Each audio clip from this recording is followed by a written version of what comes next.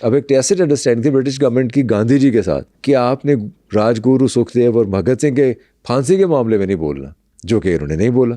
अच्छा, इन्होंने जो भी कहा, इन्होंने थर्ड पार्टी बन के कहा, इनडायरेक्टली कहा कि जी लोग नाराज़ हो जाएंगे, लोग बेचारे बहुत ज़्यादा हर्ट होंगे, लोगों के दिल जो हैं वो बहुत ज़्यादा दुखेंगे, मैं नहीं चाहता कि लोगों के दिल दुखें।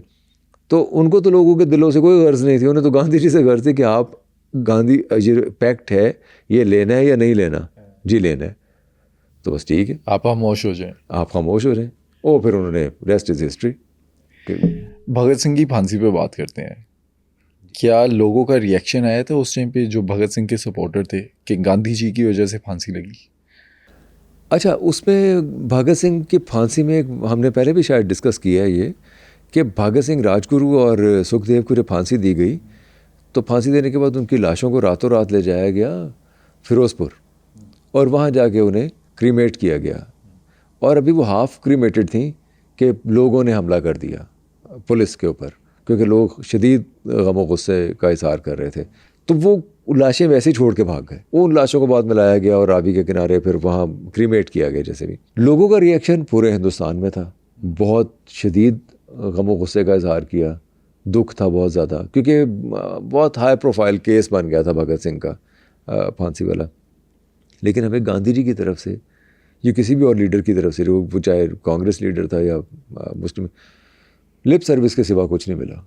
अच्छा, उन्होंने कोई किसी पार्टी ने कोई मज़ाहमत या कोई प्रोटेस्ट नहीं किया, मेन स्ट्रीम पार्टी ने। तो वहाँ से आप अंदाज़ा लगा लें कि वो ठीक है, भगत सिंह जो है वो तशद्दुद की पॉलिसी को अपनाए हुए थे और गांधी जी अदम तशद्दुद की पॉलिसी पे, लेकिन नज़रियाती मुखालफत होने के बावजूद, या सुभाष चंद्र बोस भी तो थे, वो भी तो वायलेंस के हामी थे, उन्होंने भी तो इंडियन आर्मी बाद में बनाई, इंडियन नेशनल आर्मी बनाई, उनके भी तो, लेकिन उस बस कांग्रेस के अंदर रहे भी ना।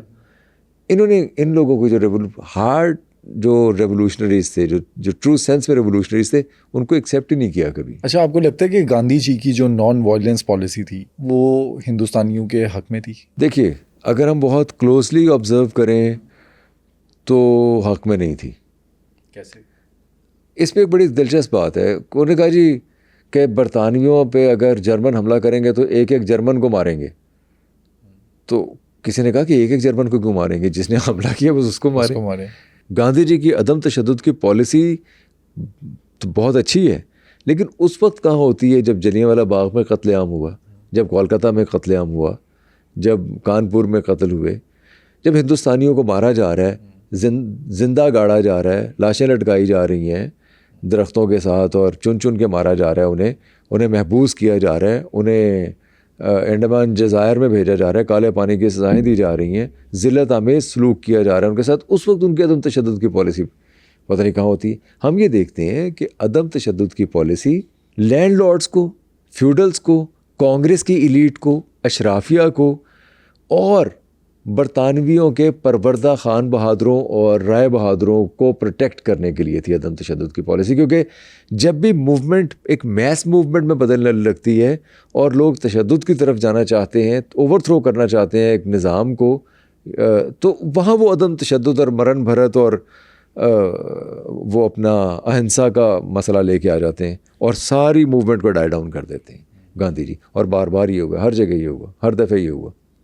तो इसलिए वो जो अदम तशद्दुद की पॉलिसी है, वो एक कॉलोनियल पावर है, वो एक्सप्लॉइट कर रही है, वो आपके हुकूक गसब कर रही है, वो आपको मुसलसल एक स्लेवरी में उसने रखा हुआ है।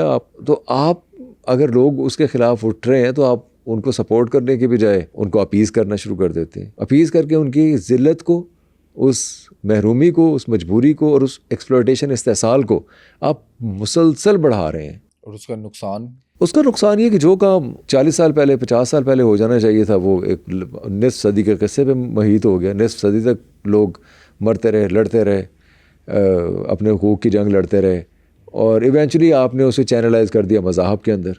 वो बजाय अंग्रेज़ के ख़िलाफ़ आज़ादी की जंग बने, वो उनके आपस की मजहबी जंग बन गई।